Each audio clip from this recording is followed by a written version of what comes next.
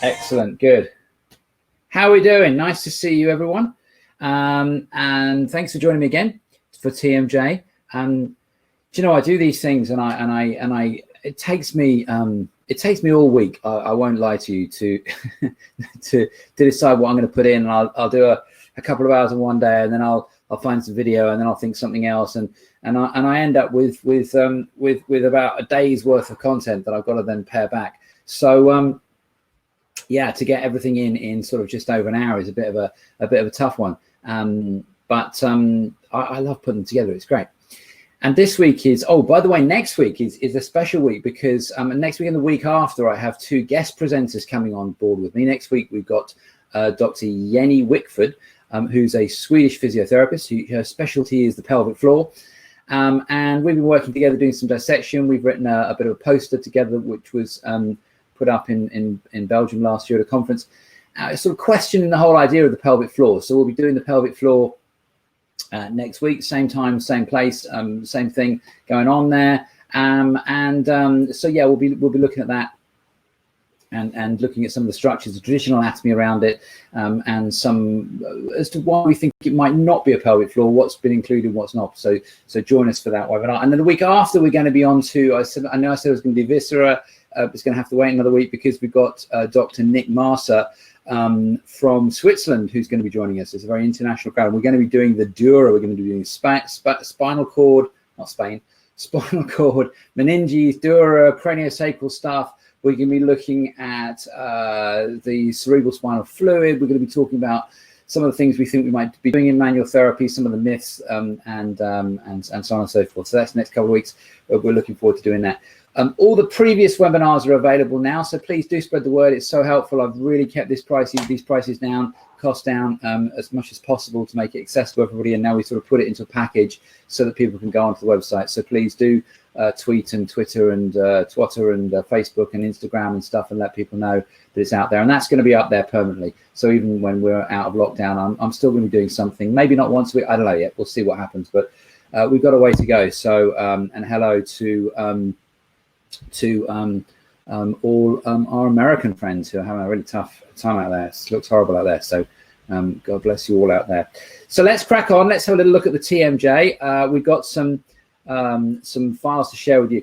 What I wanted to talk to you about when I share the files, the reason I share the papers rather than necessarily articles, is because I want you to sort of see that, I mean, anybody can look up TMJ and come up with somebody's idea on a website or about, oh, well, TMJ is linked to ingrowing toenails. Or they may well be, and it may be something that's useful, but by putting a paper up there, it allows you then to sort of see that there is definitively a link, and it's been peer reviewed and it's been published in hopefully a good journal. So I've got 2 or 3 journals to talk about. But in the meantime, let's I love John Webster's one today about Canada thinks it's living above a meth lab as far as America is concerned. So I kind of like that. So let's have a little look at this. Where's my slides gone? Where's my videos? My videos are all here. Let me just do this here now. So I'm just going to find this for us. It's the TMJ. So this was here a minute ago. It's not there anymore. I don't know where it's gone. But it'll be here. It'll be here somewhere, which is disturbing. So the TMJ is one of those things. It's where do you start with it? And there's a lot of thoughts that people have around it as far as what it can do or what it can't do. But the thing about the TMJ is it's unusual. I wanted to get you my my one thing. So that we're going to have a quick look at the first port of call, which is some movements of the TMJ. And some animations that we've got. So have a little look at some of the movements and see what you can see. So we've got lateral movement, we've got depression and elevation of the TMJ, and this is just a starting point to look at some of the movements of the joint with it stripped by. So stripped with the muscle stripped away. So have a little look at this. Okay. Hopefully you can see that. And okay, off we go.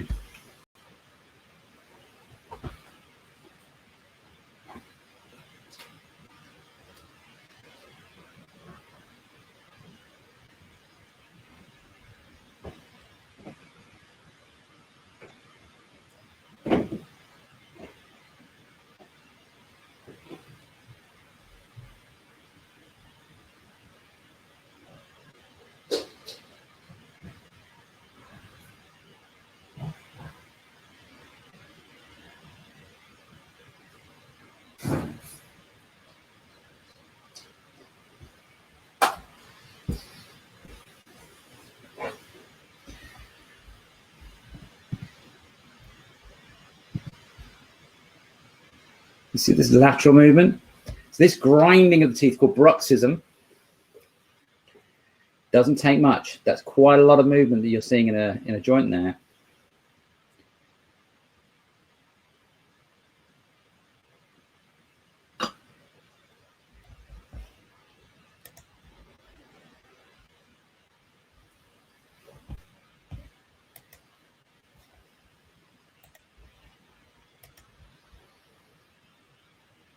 Again, temporalis, masseter. You don't quite get this relationship. Now, this fellow at the back, down onto the back there, the one's going green there now, down the back, that's digastric. That's the posterior belly of digastricus. Take temporalis away and have a little look. I want you to see if you can see this right in this little joint, right up in here. That's that fellow that we're looking at. That's that breakdown. See that stretch of that cartilage, and around the back, that's that capsule that we're dealing with. And same thing here. This gives continuous structure all the way through and across the inside of the joint. It's quite an amazing bit of kit. Same thing again. These fellows in here are the pterygoids. People talk about adjustments of pterygoids. Fellows into here, medial and lateral pterygoids. They are completely covered. You're not going to get anywhere near those things. So that's our starting point. And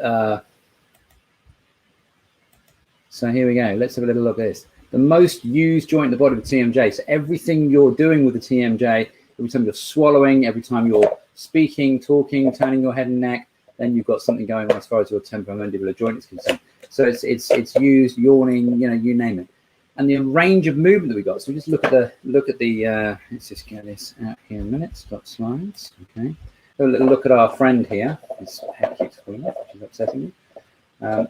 So if we look at the mandible as a really interesting jaw, a really interesting bone, because it's one of the few bones that go continuously all the way across the as far as the body is concerned, goes from extreme left to extreme right. So the pelvis does that, but of course it's two bones and there's joints in the middle of it, where the mandible is one continuous bone that traverses the midline.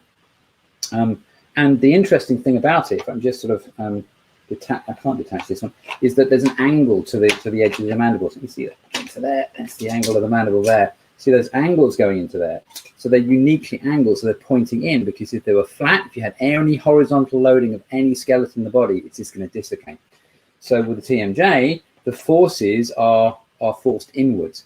And this is what we're looking at with the TMJ, is the huge amount of vector forces, the most used joint in the body, the huge amount of vector forces. So when we're talking about vector forces, I had to sort of look what that meant. And the first one I came up with was this. For those of you that are not British, this is Victor. This is Victor Meldrew. And I love his jaw. I love the square line of Victor Meldrew's jaw. Classic TV character in Britain. Catch line, I don't believe it. There's the archetypal grumpy old man. But look at that jawline. Look at that vector. And when we talk about vector forces, I spent a long time looking at Wikipedia and went to then dummies and went to explain vector forces. But principally, we're talking about the the bits that I don't really understand, which are the physics of it, which is basically the Newton's second law. So the idea of it being that we have a push and a pull, and we have a load, and we have a distribution. So a force in physics is any interaction that, when unopposed, will change the motion of an object. That's kind of the ruling of it. So a force has a magnitude, so it has strength, and it has direction, and that makes it the vector quantity, and it's measured in newtons after Isaac Newton. So again, in physics, force is things like thrust. Thrust is related to it, drag is related to it, decreases the velocity of it, and then torque, which is that sort of pressure, produces a change in rotational speed. So what can I say? Basically, we're talking about pushing and pulling. So the direction of the push also has a resistance as far as the pull is concerned. And there's an enormous amount that goes on with TMJ. So all those forces that we're talking about have to then be absorbed, and we have to have a loading mechanism. And if your brain is fried now, then think of me a couple of days ago. So in physics and in material sciences, stress usually causes a deformation of solid materials, or a flow of fluid. So loading and pressure creates fluid to move around it. So a balanced pressure and balanced stress is fine as far as any kind of physics is concerned. Unbalanced means that we have deformation and outside of an even way. So this is, again, if your head's cooked, then it's taken me 4 days to come up with that, and even then I don't really fully understand it, and there's lots of little squiggles that go around it.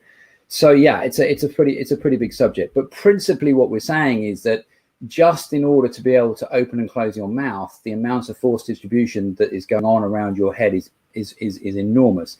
Holding of your head of 5 kilos is phenomenal as well. And the TMJ is subject to a huge amount of pressures inside, outside, around it, and so on and so forth. So this is the summation of it. Force needs to be balanced. Balanced force stroke load equals mechanical stress, and imbalanced load still needs force absorption. So yeah, and it's the TMJ that is one of those things that can be, as I said, it's to do with pushing and also pulling as well. And the best way to describe that would be our friend Dr. Doolittle. So we need a huge amount of stability and concentrated effort, not just to open and close the joint, but and even bite on it, but to even keep it from dislocating and keeping the head on the body. So the push me pull you. I remember the original film of that. What was his name? Rex Harrison. If you ever watch that film, it's very interesting because he was also in My Fair Lady, and he doesn't sing; he just sort of speaks his way through. If I could talk to the animals, because he had a terrible voice. Anyway, there we go. There's something to be said for it. So this is what we're talking about. Looking at the arrows here, we talk about these arrows and the directions of forces going into it, and then this is the joint where the yellow bit is. And we've looked at the animations of that. Let's just have a quick look at some of those animations again, having understood the forces going on. And if we just go back to the video quickly again, there we go. There was a couple of them that were just interesting. And so we have to have discs in the area. We have to have cushioning. We have to have ligaments. There's another ligament that sits right across the top of this joint as well, which is going to give us our clicky bit. There's our click that's going to go across there. That's that ligament that's going to go across there as well. And so all of this, again, if you imagine this is going backwards. But when you bite down, what you've got is more loading movement. Let's see if I can get that to go further forward. I'm not sure I can. Okay. I want to go further forward in the video. The load that's on the actual joint is more than is on between your fingers. If you bite on your fingers, you've got more load biting down in the actual joint than you have on your fingers. So I know it sounds strange to believe that, but again, you can sort of see the ligament a little bit loaded across there. This can get dehydrated. This can get pushed across. Again, if we see this sort of slight side grinding thing that goes on, it's not hard to understand that you're going to have that force distribution, headaches, neck pain, so on and so forth. And I've got some papers to share with you there. Okay. Start video. Okay. Get ready whiteboard and go back to my presentation. So where are we? Okay. So having a look at some of the structures that help and that stabilize. We talked about levator scapula a couple of weeks ago, and so levator scapula is a very interesting structure in terms of the way that it's holding and stabilizing, supporting up around their neck and the back of the head, and onto the C3, 4, 5, and 6 around the neck. So again, let's just remind us, because none of these sessions will be complete without this picture, and I keep talking about it every week. I talk about it every week. I show you this, but again, if we have a little look in here, this is sternocleidomastoid, levator scapula. I've lost the color on here. Let's just go to a color that is going to help. Okay, let's go to color we can see. So here's our sternocleidomastoid up in here. Levator scapula would be up in here, but it's been taken off in terms of trapezius underneath it. So this would all be part of the extrinsic muscles of the back. And then at the bottom, we've got our sartorius. and we talked about this last week as far as the knee is concerned. So all these structures, the position of the TMJ, the loading of the TMJ, and the position of the jaw is going to have a massive impact throughout the rest of the body. And we talk a lot about things that we can't affect in touch, but I think TMJ is probably one of those things that a lot of manual therapists and movement therapists, not so much movement necessarily, I don't know, but certainly can have an effect on. Come on. So here's our levator scapula. We've just got a couple of those pictures, and it's worthwhile having a look at further down into here where we see splenius capitis. We're going to come back and look at splenius capitis, and you see these fingers that you have of the levator scapula.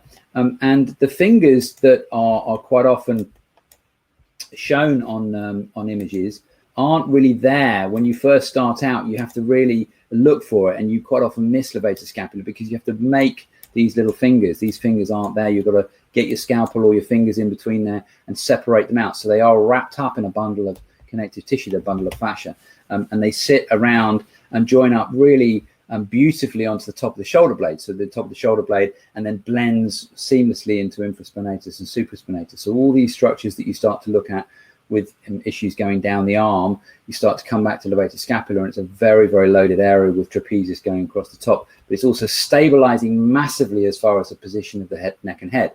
So if you watch somebody opening and closing their mouth, what you'll see in an assessment is it's quite often as they open and close their mouth, they kind of reach forward, they go, and they open. As they open, they do that. They get this movement or this opening or a slight change in the way that they move their head. It's very interesting to do when somebody's coming in, they're reporting headaches or neck pain. Just have a little look at the way. If you just say, open your mouth for me slowly, and they slightly turn their head, or there's slight movement forwards or backwards and slight retraction. It's a very interesting phenomenon that you see, and you quite often then go straight to TMJ for that.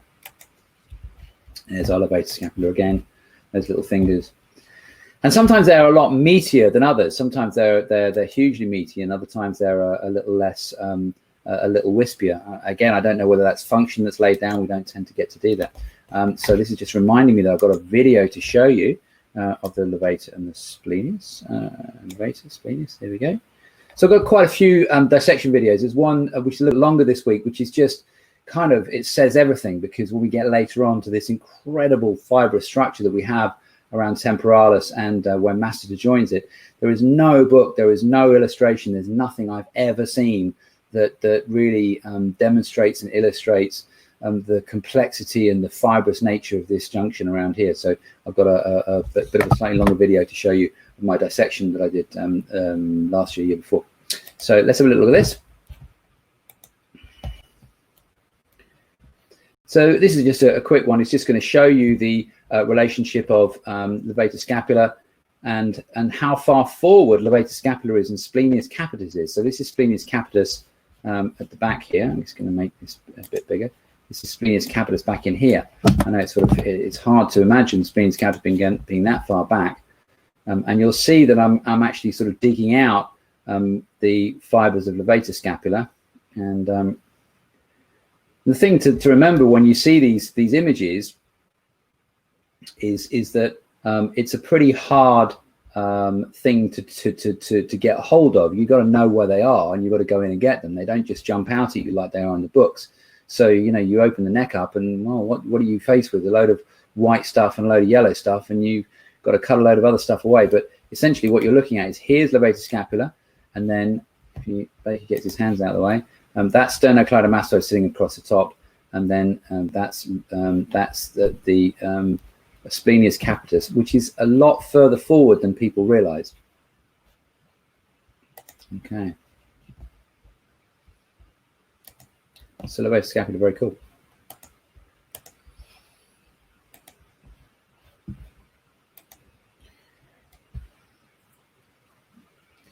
My favorite movie of all time is The Big Lebowski. The Big Lebowski. And if you haven't seen it, it's a cult movie. It didn't start off, it wasn't popular when it came out, and it's just a classic movie. And there's some great lines from it that get repeated often in my household. So there's a couple of words that generally go before dude and let's go bowling. So and the reason I talk about this is because I think of sternocleidomastoid and how it goes up into the head.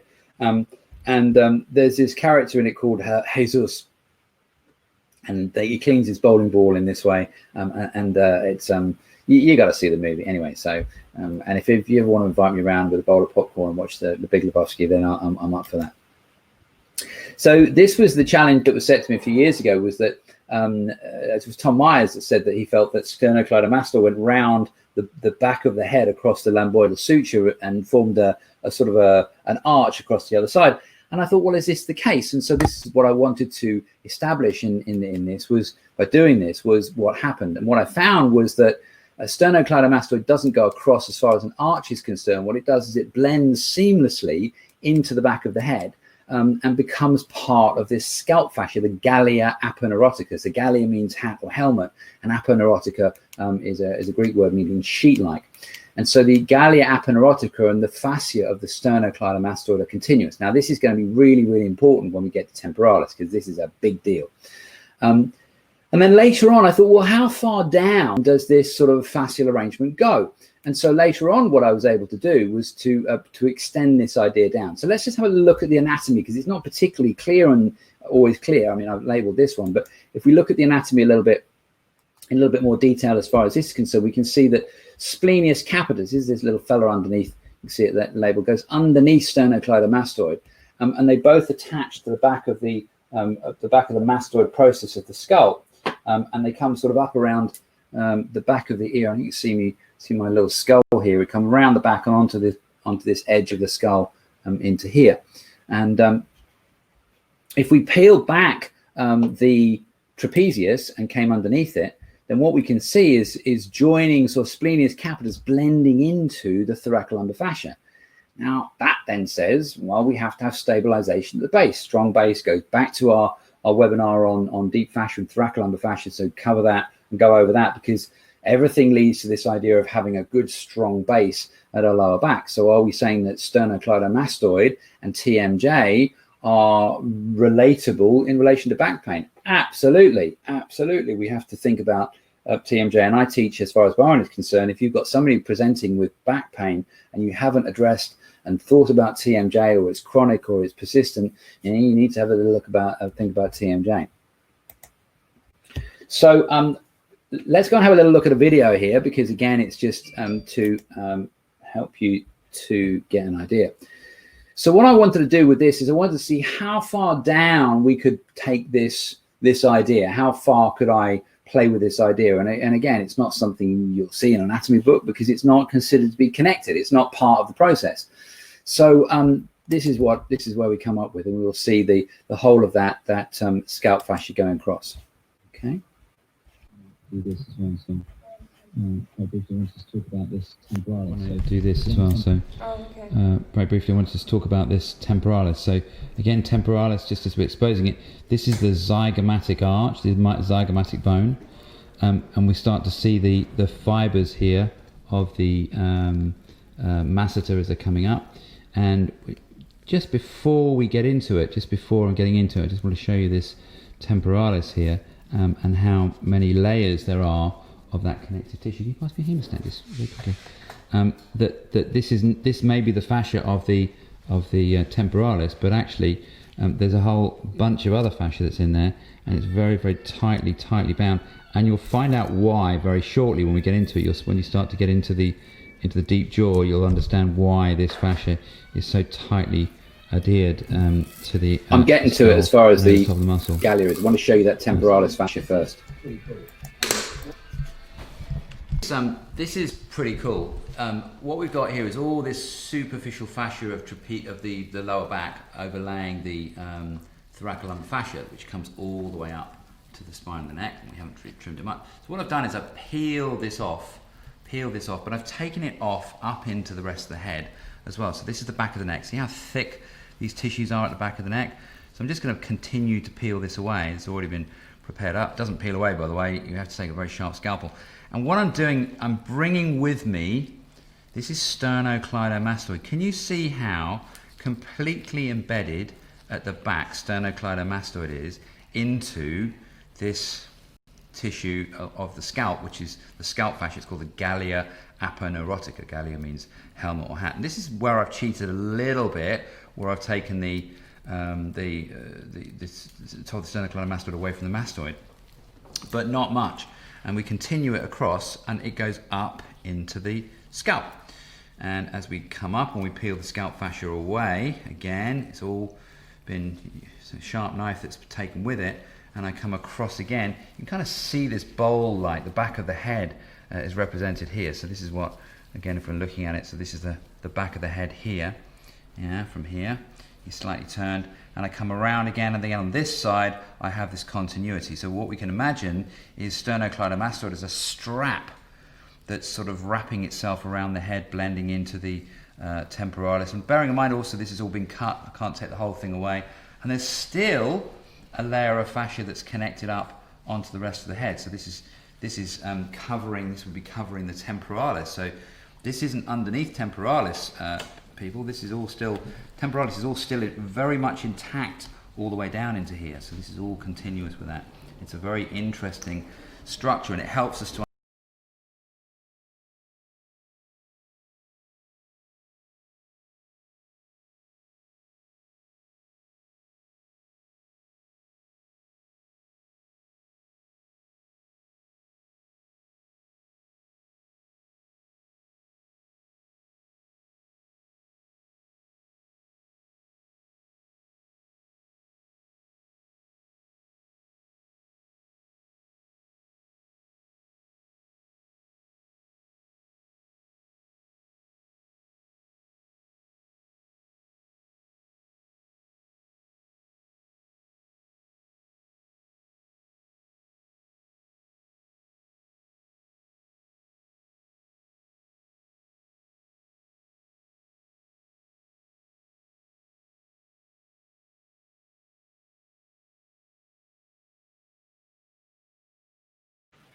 I've just realized what I did. I didn't turn my sound back on. So I was just telling you how cool was that, and you couldn't hear me. So, because I turned my video off, my sound off after I played during I play the video. So just to say that again was that the idea of it's not functional, it's not real, there's no reality, but the idea of taking those layers of fascia and blending them up into the back of the head was just a model to say, well, you know, let's see what we can carve out. Let's see how far we can extend this idea of thoracolumbar fascia, superficial fascia into the back of the head, and then peel those away and maintain this sort of this sling, if you like, this scarf of sternocleidomastoid. And it was just playing with it and seeing what the model looked like, and it's not something I've done before. Sorry about the sound. I must put a little elastic band on myself to remind myself to turn the video back on. A little note here while we're on is that the neck and around the area around the sternocleidomastoid is jammed with lymph nodes. So let's not forget the reason that we have our lymph nodes. Our lymph nodes are there in terms of picking up the lymph nodes themselves. It was something that I was trying to explain to somebody during the week, was this idea of the lymph nodes are an end point as far as the lymphatic system is concerned, or one of the end points. So the lymph nodes there's 600 or 700 lymph nodes, but there's lymph everywhere. So pretty much everywhere you've got a blood vessel, a nerve ending, a bit of skin, you know, a capillary, you've got lymph. And so that lymph drains to the nodes, and then the nodes are then going to be part of the lymphatic system that then take that lymph down to the cisterna chyli and take it up through the thoracic duct and through the heart with all your fats. And we've mentioned this again in a previous webinar when we talked about the psoas. So the lymph nodes are an end point, and they're the drivers of the lymph, but the lymph is draining to them as part of the system. It's not just as the only place lymph is there is in the nodes, because again, if we see lymphedema, we're seeing lymph as a swelling in areas around the arms and the legs, because the fluid is not being taken away. So there's fluid everywhere.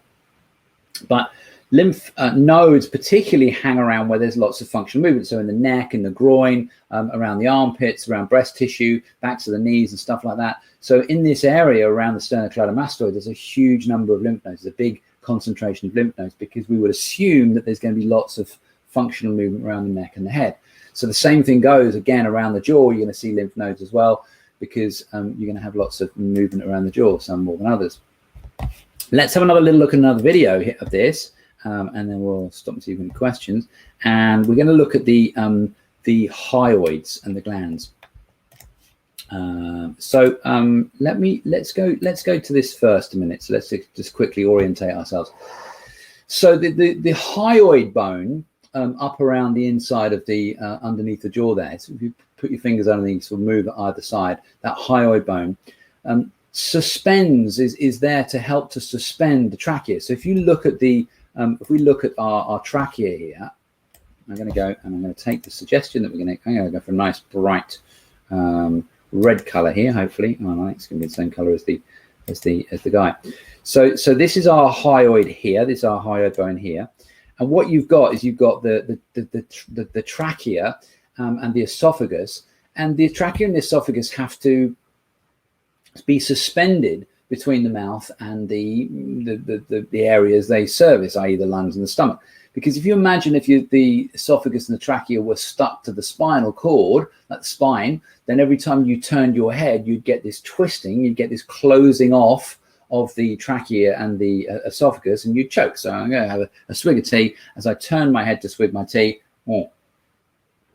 I get this closing, and of course I choke. So all the muscles around the hyoid are helping to suspend the trachea and the esophagus. And so you have sternohyoid, and the hyoid is the central points. You have sternohyoid, thyrohyoid, geniohyoid, and so again they all refer to that. And there's one very cool one. We're going to get back to look at the video in a minute.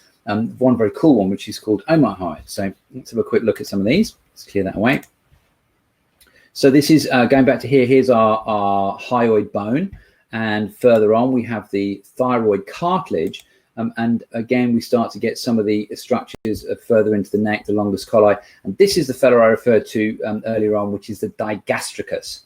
And digastricus is kind of cool because what it does is it comes from the inside of the mandible here, at the digastric notch of the mandible, and it goes to the hyoid. And then that's the anterior belly. And then from the posterior belly goes back and is involved very strongly in the movement, the elevation, depression of the mandible and the TMJ. So elevation, depression, the TMJ, and you saw that in the animation. You saw that green muscle going backwards, and that was the posterior belly of the digastric. So the digastric attaches back to our same old place onto the mastoid process. So we've got, let's just go out from this a minute and go into here. Start slide presentation. So if we take our friend here again and we go, so here is our mandible, and we've got the mental foramen.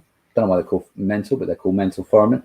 And you've got these this little notch in here, the digastric notch in here. So the digastric goes from here and it goes across to the hyoid, and then goes backwards, and it joins up with sternocleidomastoid and splenius capitis and longissimus onto the back of the mastoid process. There's a massive loading into this area right in here, which is several layers of muscle, several layers of fascia and connective tissue, and stuck firmly across the top with the gallia aponeurotica that then blends itself down into the thoracolumbar fascia. So think on around the back of this neck and head. It doesn't feel like a big area, and I do wonder sometimes when we start to talk about some of the craniosacral stuff and these fingers getting around here, whether it really isn't this area that is going to give us the effect that we're talking about, because it's a hugely loaded area.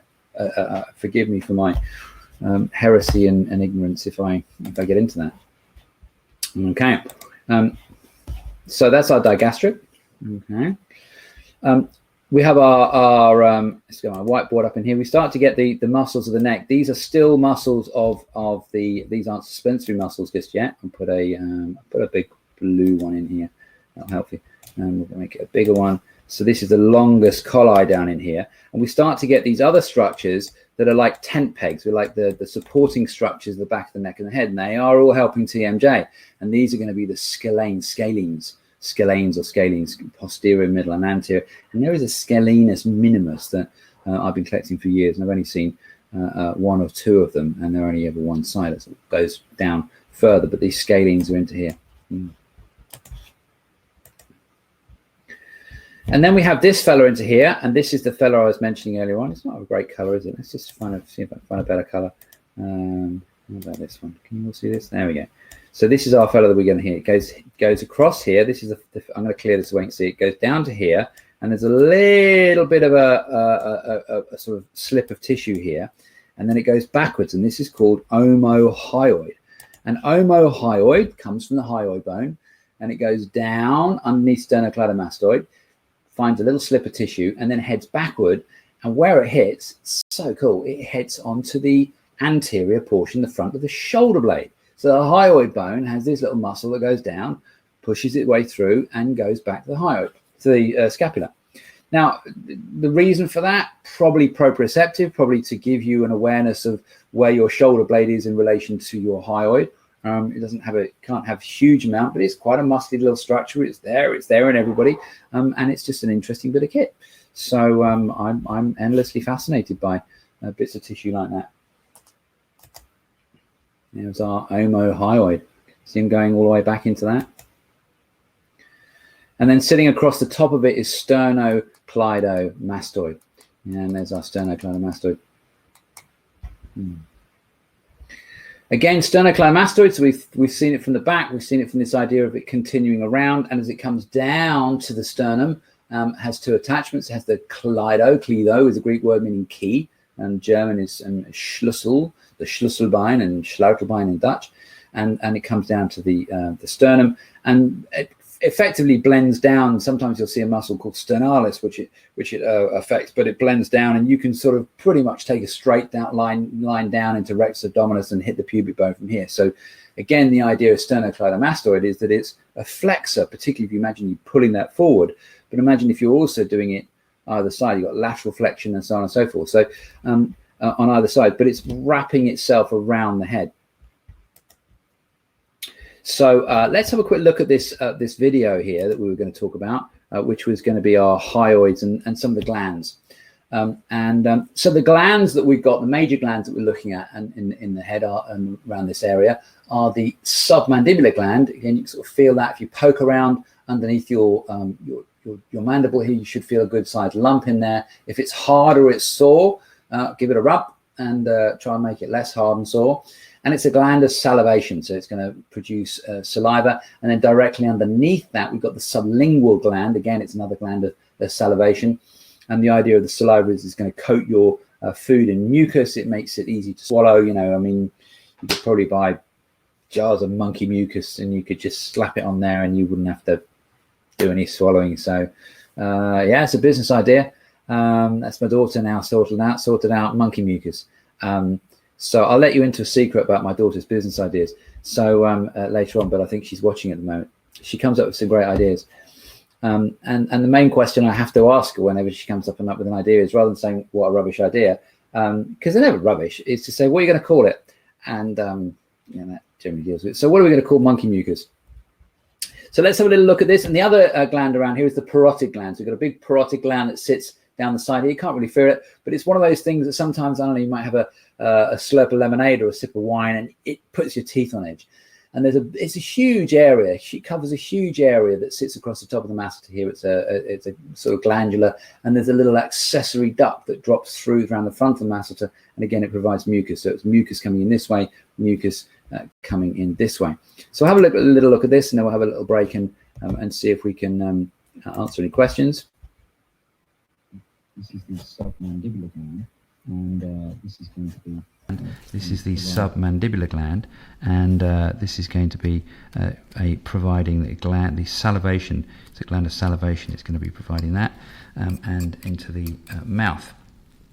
Just underneath here, then. So you might find that also as we come down the neck, these are the muscles that come up and they help to float the trachea and the esophagus in the space because it's not attached to the cervical spine. It sort of floats around, and so these muscles across the front generally have the ending hyoid on them. So you've got a series of muscles that sort of overlay themselves up. So this is going to be sternohyoid, and then you're going to have down from here you're going to have a thyrohyoid, and then you're going to have from the cricoid to the thyroid, the cricothyroid and these are sort of muscles that lay themselves up. And then up above here, we've got things like the geniohyoid, which is coming up to where the chin bends around, geniohyoid. We can't quite see that from here. And the one that's quite interesting, we'll have a look and see if we can find geniohyoid in a minute. We can't see it from here just yet, but the one that's quite interesting is going from, there's two angles of it. This is the hyoid bone in here, by the way, and there's going to be the digastric. It doesn't have hyoid in this instance, but it goes from the chin to the hyoid bone, and then from the hyoid, it goes deep underneath the back here to the mastoid process, where it joins up with the sternocleidomastoid. So these are these structures at the neck.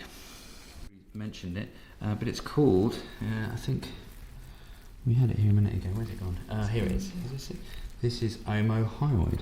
I'm not convinced that's omohyoid. You sure? Yeah. Okay, so Anna's convinced it's omohyoid.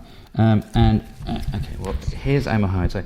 So what omohyoid does is again, because it's a hyoid, it comes down from the hyoid bone, and it gets down to about here, and it gets into this little bag of connective tissue, and it scooches itself around, and it twists itself back, and then it heads backwards, and it attaches to the shoulder blade. We can't see that here. The reference point for the whole of the shoulder, when we come back later on to look at the rest of page 3, but I'll mention it here now as well, is going to be our trapezius. This is trapezius, and then at the back of this, underneath here, is the beginning of our scalenus. Yeah, so the scalenes are quite big old structures into here. So this goes around the back here is the levator scapula. This accessory duct, see this coming into here, so that's going to go into that, and that's going to drain saliva into the mouth. This is the edge of the masseter here. We can see the masseter to there, and then when we start to look for our TMJ, our joint, we move the jaw open and close it. We're looking for a movement along the edge just forward of the tragus of the ear, and we're looking to feel movement into there. See the masseter moving into there, so that's kind of where we're looking. Temporalis we'll look at later on, so that's our area of reference for the TMJ. Later on what we'll do is I can say we can make a cut. We can actually show you the ligament, the little structure that sits at the back of that. It's very cool. The masseter here, big strong muscle, you can't quite see the strength of it, but what happens if we flipped off the parotid gland, you'd see a portion of it will be blending up onto this outside of this bone here just underneath the eye, and then the temporalis comes underneath, and it joins up with a bit of the jaw called the coronoid process, and it becomes incredibly strong around here. This is this bit that some of you I've shown how to work, and if I haven't, then please grab me and make sure I show you. Comes through here, it becomes really fibrous, temporalis and masseter blend into that, and it becomes a really strong area. This stuff that's left behind here, this is the remnants of the platysma muscle. It's a great dissection that Anna's done here. You see how thin the platysma is. It sits across the top and drapes over the collarbone as well. Okay, cool. Wow, amazing stuff. So I've got a couple of questions here. I'll just have a quick look at some of the questions down here. So Richard Pearson says, when someone comes in with back pain, you think these structures may be playing a part. Will the person have any specific symptoms in and around the head? Not necessarily. And we'll talk about this a little bit more, but effectively it's part of the assessment that I'm going to do. The moment we look at the position of the head slightly forward, we're not talking about a slightly tipped forward, it's a slightly tipped forward position. It's kind of the leading with the chin position that somebody has. They lead with that chin, and that then kicks into that upper lumbar, lower thoracic area, and gives them those really spasmy type pains. So, but no, again, no specific presentation. Sometimes there's a history of dental stuff. Sometimes, some people aren't even aware of it. So Matthias says, is mental cause chin in Latin is mento? Yeah, but why mento? So it's mentalis. It's a Latin thing. Don't know. David, omohyoid blends in with the carotid sheath, if I'm not mistaken. It doesn't really blend that clearly with the carotid sheath. Again, the carotid sheath is one of those areas that I'm constantly looking for, because again, we pull back sternocleidomastoid. Carotid sheath has got the jugular and the vagus and the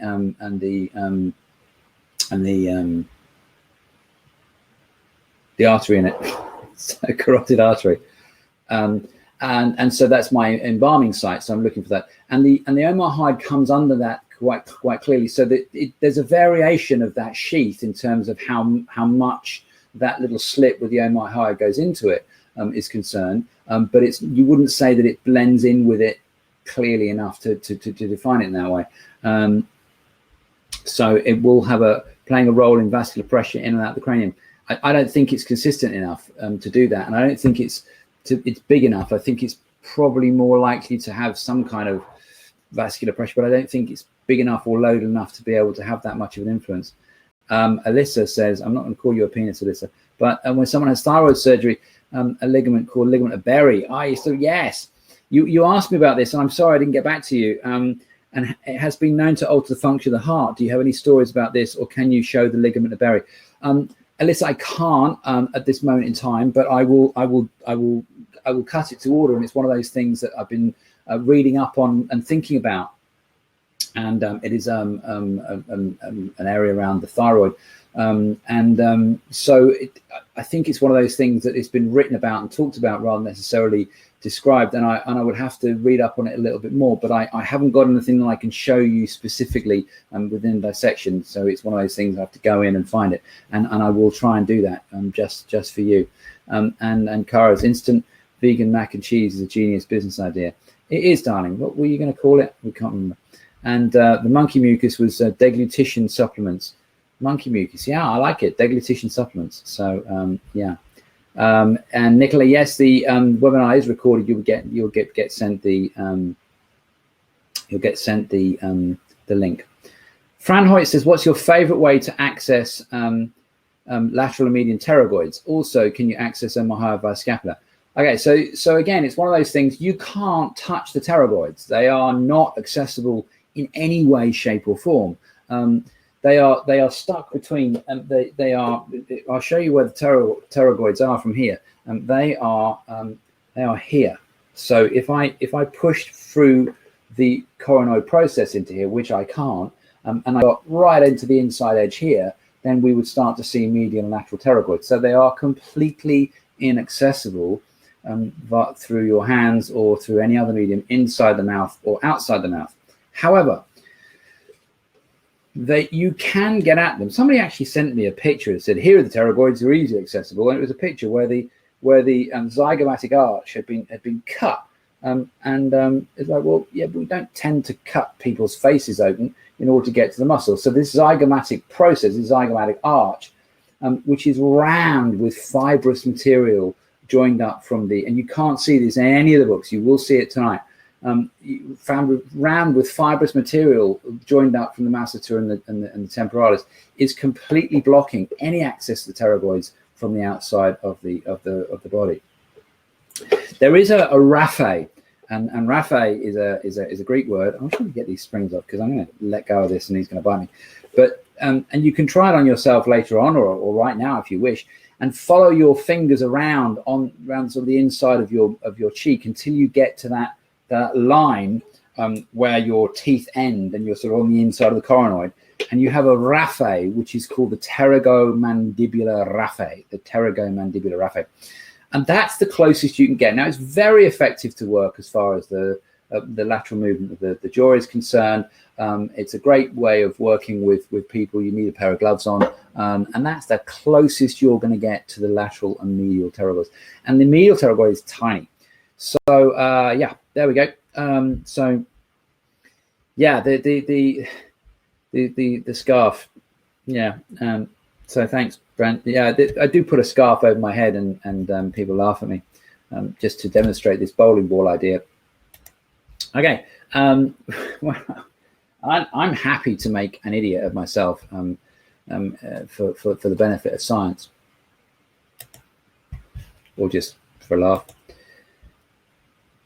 So there's our platysma. It's an interesting structure. It sort of blends all the way over the collarbone. We don't tend to realize how far it goes across, and up onto the inside of the mental process of the chin.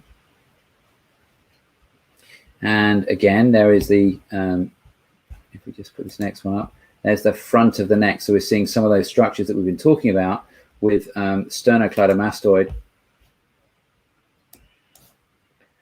sternocleidomastoid coming down. This is sternocleidomastoid coming down from here. These are the glands up underneath here. This is the back edge of the, you can't quite see it here. So this is geniohyoid coming up from the hyoid up into here. And then you have the underside, the omohyoids coming into there as well. So it's quite a complex area around the underside of the neck. Okay. Hyoid floating.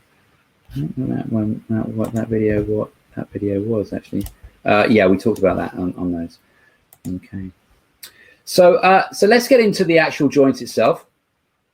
And this is the capsule that I was talking about when we were looking at the area around the joint, and you can start to see just what I mean about. So this is the mandible. Here's the coronoid process, the back edge of the mandible here, and what we're looking at is this is the external acoustic meatus, which is a posh word of saying it's your ear hole. So this is the external acoustic meatus, and this is the ear. And so this is now the back of the mandible. So you're looking at this bit right. Let me get my skull here, and you can see this right here. So if we come back in the mandible here, and we're onto that joint now. Now the best way to find that is to follow your zygomatic process, this bit of bone. Come above it, you feel temporalis. Come below it, you're onto the top of the masseter. Follow that bone back until you get to that tragus of the ear, that lump in the middle of the ear, and you're looking for a movement. Now, if you're on the bone, you won't feel the movement. But if you just drop off the edge of that bone, then your finger will feel that joint. And that's where that action point is. And there's a huge amount of stuff that we can do to assess that. And we'll have a quick chat about that towards the end of the session as well. So this is what I've done is I've what you can't quite appreciate here, you can't quite see here. And I'm just going to stop this and come out of this for a minute so you can sort of get a little idea of what's gone on here. Is this joint that you were looking at in that picture, the bone has been removed, and I've taken a very fine drill to cut across the surface of the joint. So I've kind of exposed the joint and the ligament that sits between it. So you can start to see it's like a cross section of the joint into there, and it's sort of, there we go, we're right into there. So we've taken that. There's that external acoustic meatus there, and I've taken this joint and I've sort of cut it right the way through, sort of through there. So you're looking inside a hinge joint, and it's pretty cool. So if I just go show you that back again, there it is. And I'm pulling downwards onto the mandible to kind of create this opening. There, I'm pulling downwards this way. Let's get a better color. I'm pulling downwards onto the mandible this way to try and get a better opening of this joint. But can you see this thickened cartilage that hangs around? And it forms almost the basis of all of this area. And it folds open, so it concertinas and it opens and it forms the joint of the capsule and comes back around and it blends in with the fascia of the sternocleidomastoid. So sternocleidomastoid is really up sort of into here as well. This is sort of fascia sternocleidomastoid coming up through here, and it sort of blends itself around into that as well. It's quite remarkable to see how much of that fascia sternocleidomastoid is lending itself to components of the ear. And I hadn't realized that. And again, searching through the anatomy books and searching through even the really good ones, it just didn't give me anything that would kind of explain that relationship. So it's very much sternocleidomastoid is always separated from the fascia of the inside of the ear. So this area around the back of the mandible here, without having to necessarily work into the joint or around the joint, but this area is a fascial continuity of where the mandible is, sternocleidomastoid, and into this capsule of the joint. So yeah, very cool. You wouldn't know it unless you'd seen it. So this is where it starts to get really, really interesting. It starts to get quite involved and sort of heavy going as far as temporalis. And there's sort of 3 stages of taking you into temporalis. Let me show you some pictures first. And I'm sort of flipping this around to sort of try and work out the best. Don't worry about this. It's a few that we can see. But you're looking at the area where temporalis has been taken away. It's not a great picture, to be honest with you. Let's clear this away again. So this is the area where temporalis has been sort of taken away and scraped off. This is where the zygomatic process would be across here. and you're seeing the fibers. You see how strong those fibers are. Temporalis has been flipped over and turned up on the back of its head. This is the actual joint, the TMJ. This is the joint of the TMJ. If I can just get a grip on my, it's not really happy with me. There we go. This is the TMJ, and this is the back of the external acoustic meatus again. And then this is the mandible coming down through here. All right, you can see the eyebrows and so on and so forth. So we're starting to get the idea of the fibrous nature. So this is the edge of the masseter, and again you can sort of see how fibrous this is of the masseter, where the masseter joins up on the coronary process with the temporalis. It's the power of it is just phenomenal, and it's quite amazing to see. Again, if I orientate you here, look at the fibers that you have, how strong those fibers are of temporalis. This is the ear hole again. This is the mandible, and here are the fibers of the joining up of temporalis and masseter. Quite phenomenal.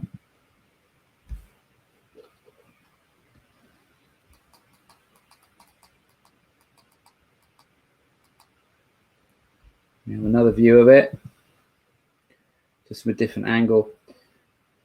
And it's like steel wire. You know, each one of these individual structures is incredible, and it's interlaced and interwoven with muscle fibers all the way through. So just before we go and have a look at some of these videos, is there any questions so far? So the question I've got is, what do you think about overloading the joint for a very short period for release? I'm not sure about how you overload it, or what you would overload it with, or what direction you might load it in, because if we go back to the first slide and we talk about those vector forces, how are you going to load it? Remember that pushing it is the same as pulling it, and then we have drag and torque. So when you load it, anytime you load it, you also load it in its opposing and differentiated direction. There is no standardized load that you can place on a TMJ, because it has so many differential vector forces going into it. It's not like a hip bone, and even hip bones are a little bit more complicated than just loading it. So I'm not sure about the idea of specifically loading something in order to be able to then release it. But certainly as far as engaging something, absolutely. I mean, I don't have a problem with that. So let's have a little look at the first one of temporalis. We sort of mentioned it a little bit. We're going to go to, we've done temporalis and gallia. So we've done that one, done that one, done that one. Let's just quickly look at the TMJ joint movement, so I can show you that first. It's because it's quite a short one, and then we can get into the temporalis structures.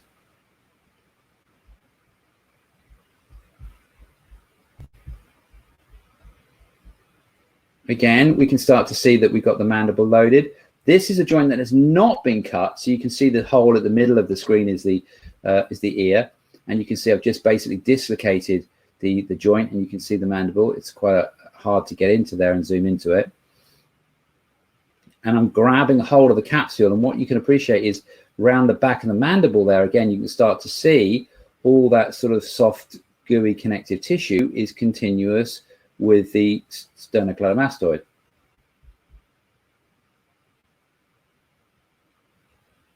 And that's the lateral side of the skull. That's the inside of temporalis. You see I'm pulling it open, and then you can start to see the space and that capsule, and there's a continuity to it, which is very, very hard to illustrate when you're drawing any anatomy for it. And the continuity has been cut because the continuity will be part of the temporalis fascia and the masseter fascia. Yeah. And there again, there's that little capsule, little disc in there, and that disc can wear, that disc can get pulled down, and sitting across the top of it will be a ligament. Very cool. And the amount of pressure that you have to apply in order to be able to get hold of this tissue and pull it is phenomenal. Even in cadaveric tissue, you are pulling it really strongly to be able to move that mandible. So we're going to have a little look at temporalis now, and the first stage of dissecting temporalis, and taking you down into this because it's again it's worthwhile. as always, I always ask you to just consider the idea that these donors have given their bodies for our benefit, so we can learn from them, and so that you can get a real insight into the workings of what's going on, that you can help somebody else, that you can be able to give your knowledge and your help to others, and so the donors don't have a funeral, their families let go of them, and they come to us so that we can learn from them. So please just dedicate that thought for them, and a thank goes out to the donors and the donor programs all over the world where they exist. So let's have a little look at this.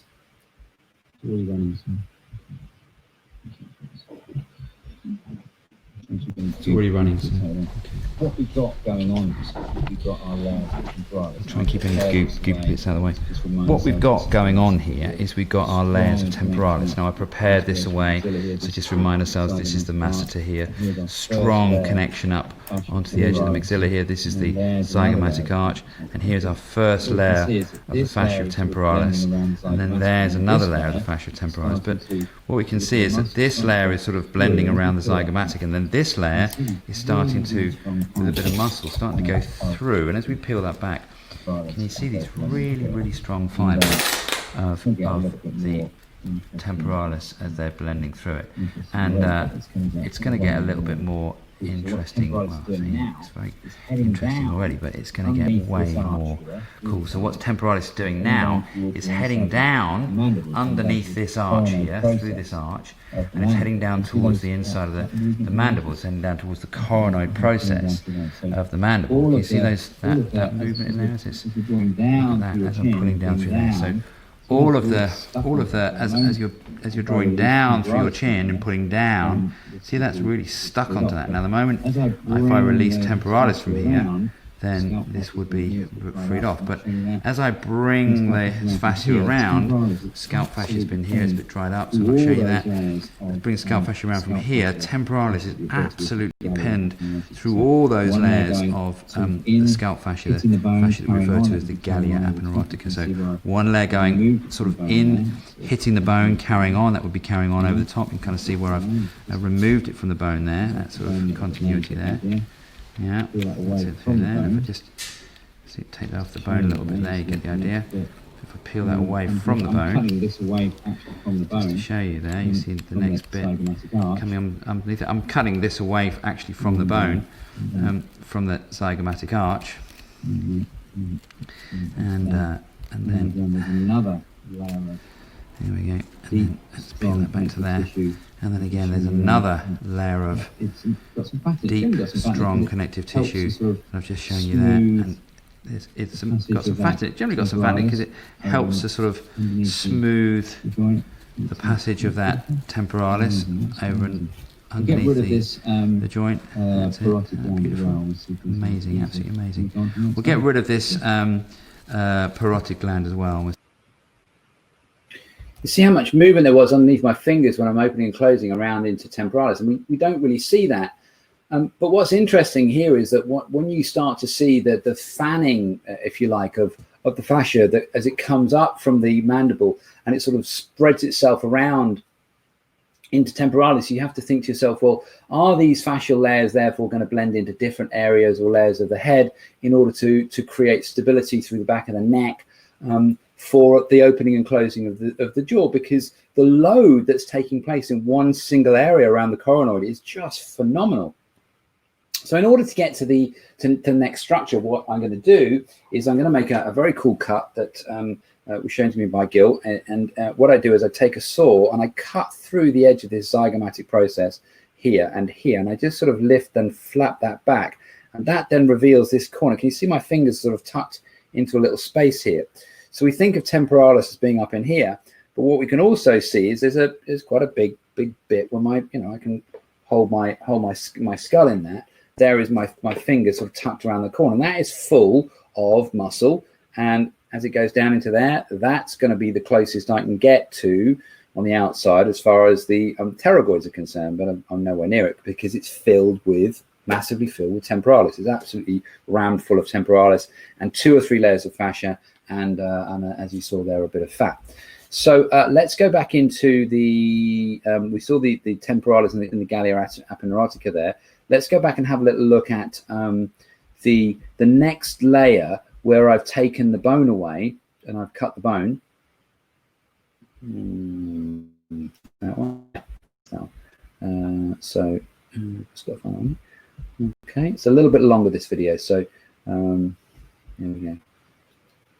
You join us at the next stage of this. What I've done is you join us at the next stage of this. So what I've done is I've taken a cut. It's a cut that Gil Headley showed me. It's a very cool cut. And lots of questions in the chat room. I'm going to show the temporalis as it comes around. Let's get my tweezers here. Temporalis that comes around, and I've cut through the zygomatic bone here. It may not be enough, I think it might be. And I've also cut through the edge of this maxilla here, and I'm going to take that bit of bone away. And the reason I've done this is because what happens, there's a bit of bone that's been cut from here, what happens is the temporalis kind of loops itself around, and hopefully you've left a little bit of the corner in there. It sort of tucks itself right up behind this edge of this bone where the joint is. And so if I just take this bit of bone away, there we go, that's been cut there now, and it can show you the strong attachment of the temporalis to the inside edge of the bone. So that's gone, that's gone. And then I also want to show you here, as we come around the inside, can you see as we come around, if I just start to free this off, you can get the idea. See how temporalis is curving around inside, right up inside the bone, right up inside there. See that little curve in there? That's that little hook in there that I was trying to leave behind a little bit, so you can get the idea of it, but still see it. And that's that plan. Again, a little bit of fatty tissue in there that helps to cushion, give you cushion between the joints of the bones. And then I'm just going to lift that bit of fatty tissue out from there.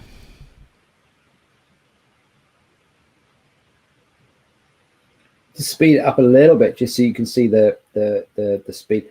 Start to have a little look at how the fibers of the temporalis are being revealed. Look at that movement. That's incredible. This is just so cool.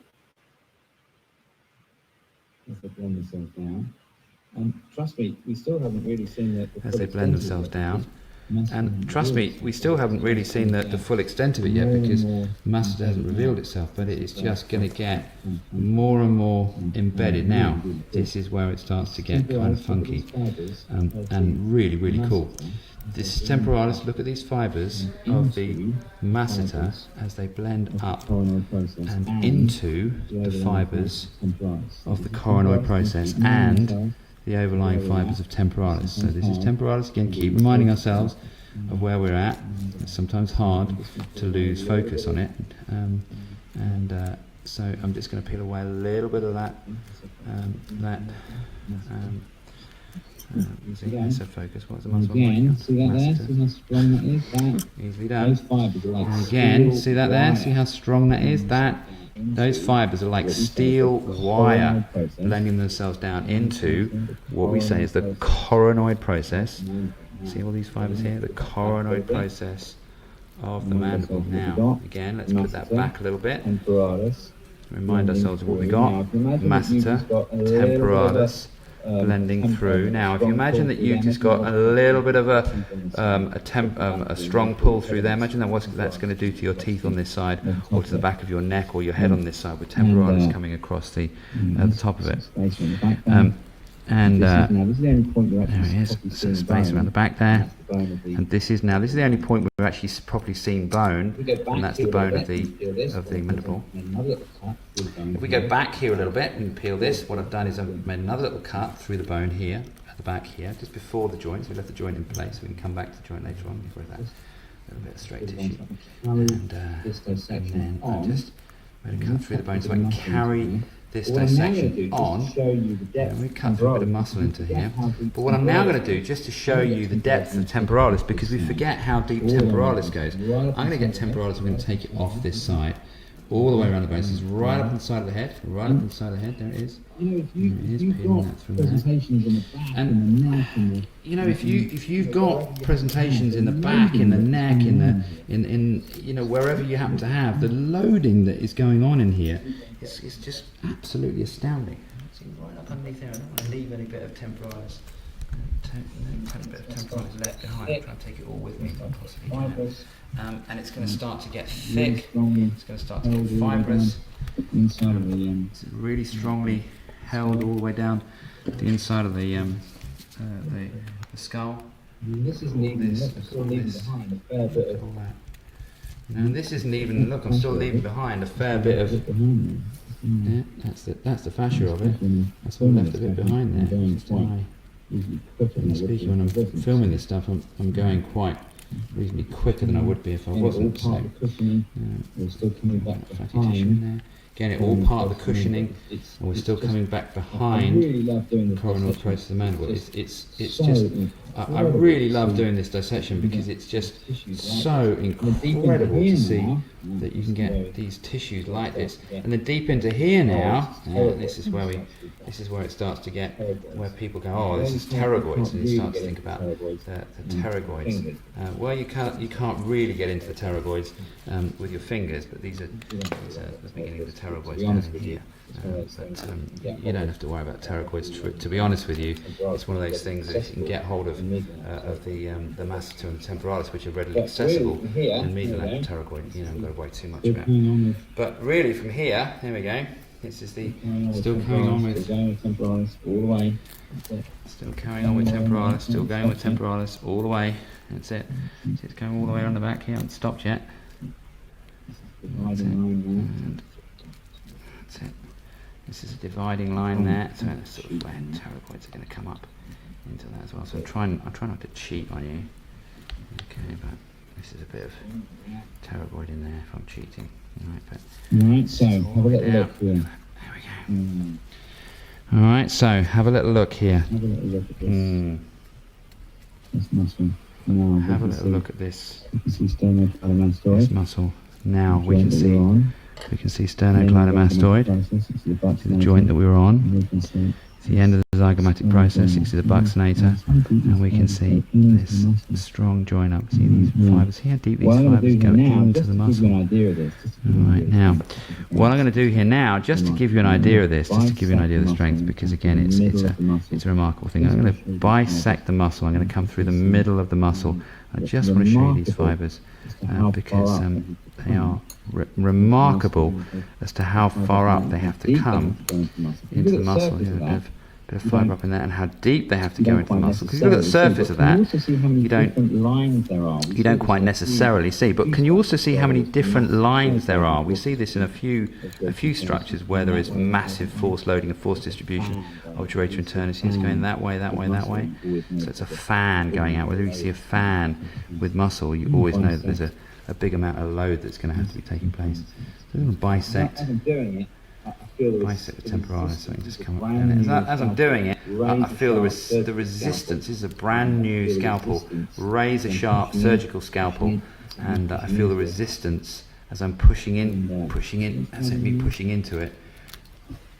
And see those fibers in there? Any better way that I know of to try and demonstrate to you. There isn't any better way that I know of to try and demonstrate to you how much power is in this, yeah, and how much strength is coming through these tissues, and how much adjoinment there is of all these tissues together in order to be able to give you the function.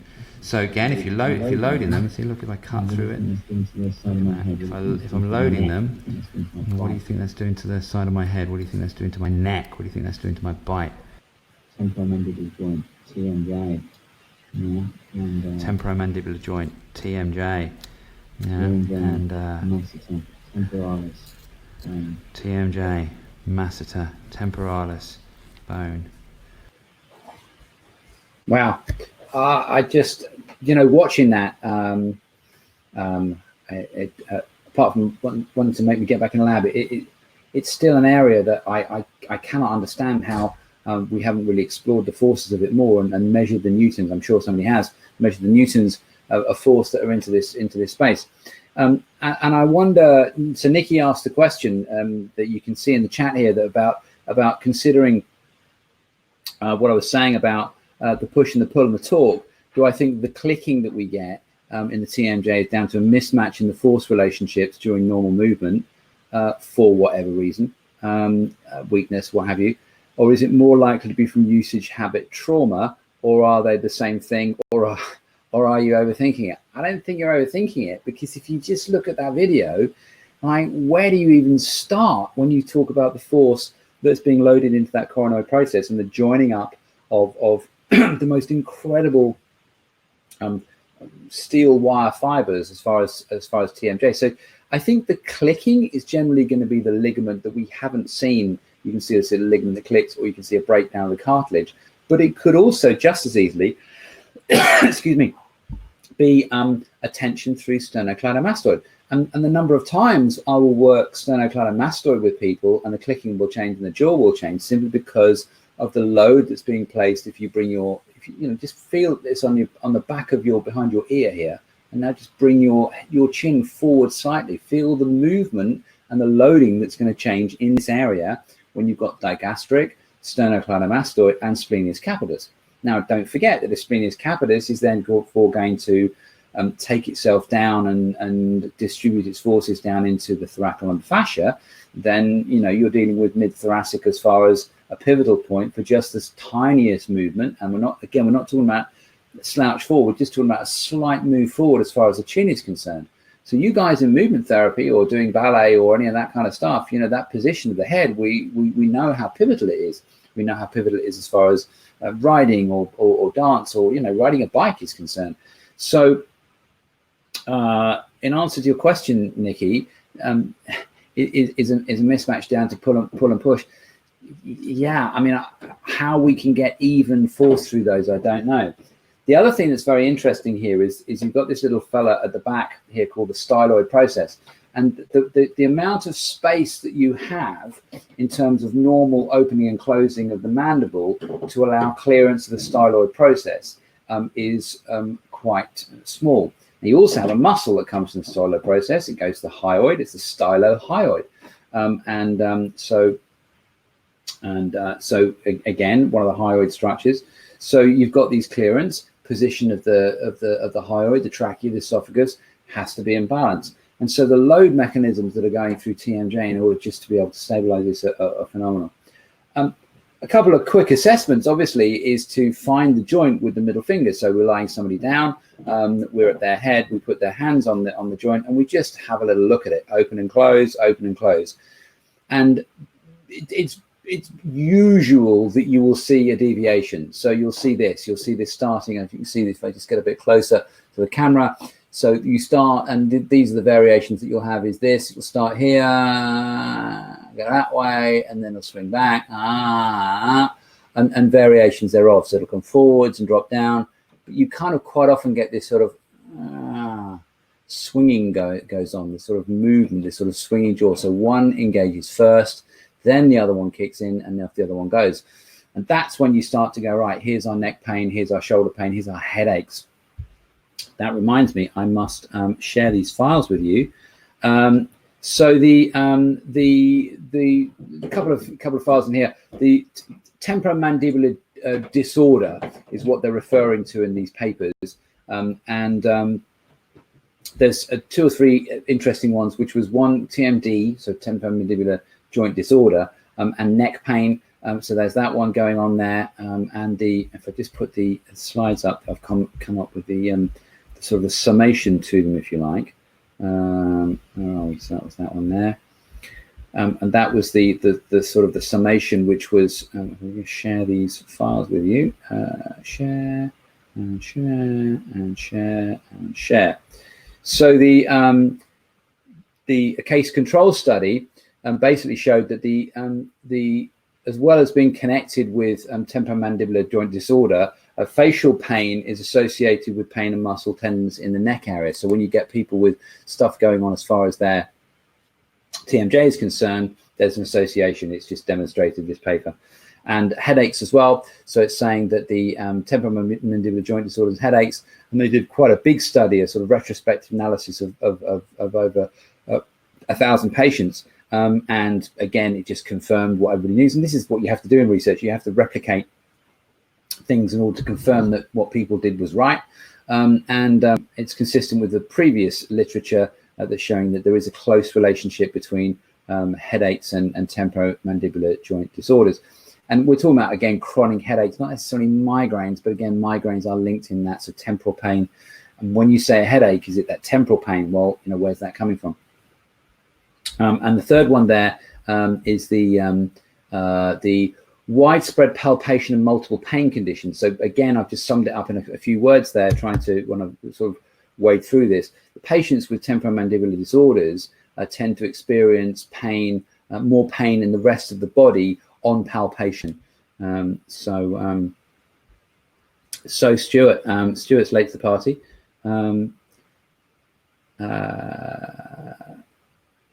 Yeah. So I think, again, is having a little look. If you've got facial pain, if you've got stuff going on, check that. The other one that I'm very interested in is when people come in and you lie them on the table and they lie face up and they're just lying with their head to one side. And they're lying there and you go, okay, that's interesting. Just lie where you think you're straight. And then you just straighten their head up and you straighten their head up and you say, how does that feel? And they go, oh, that feels really weird, feels really odd.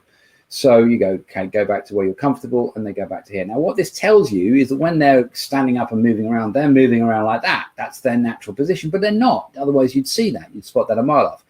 So what they're therefore doing is they're creating a compensation pattern through their neck, their shoulders, and upper body that allows them to have what appears to be a straight head. So something else is going on through the upper thoracic, through the chest, through the shoulders, what have you, to create that correction. But when they lie down, take the weight off, bang, the head goes across here. That's sternocleidomastoid day in, day out, and you can correct that.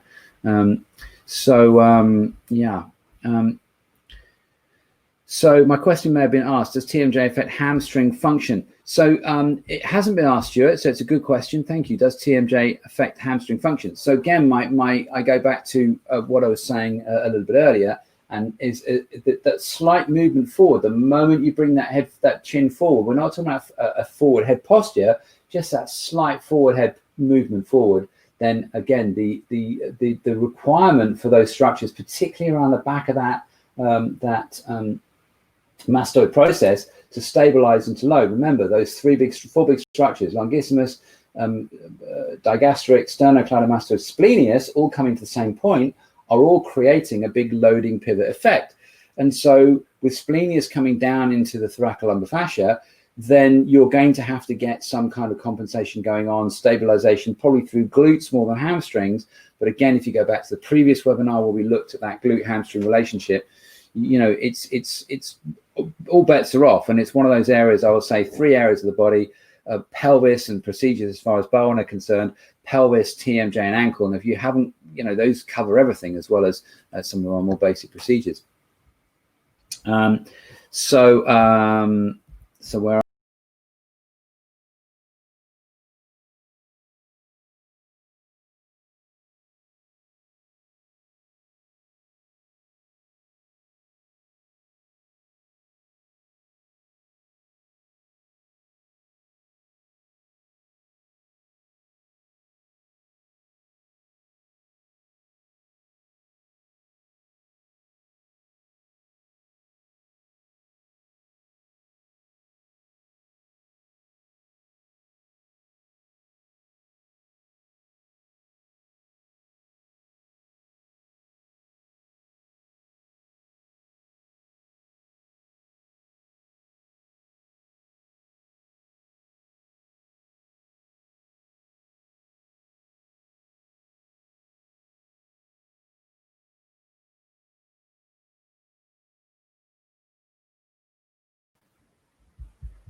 are we all still here?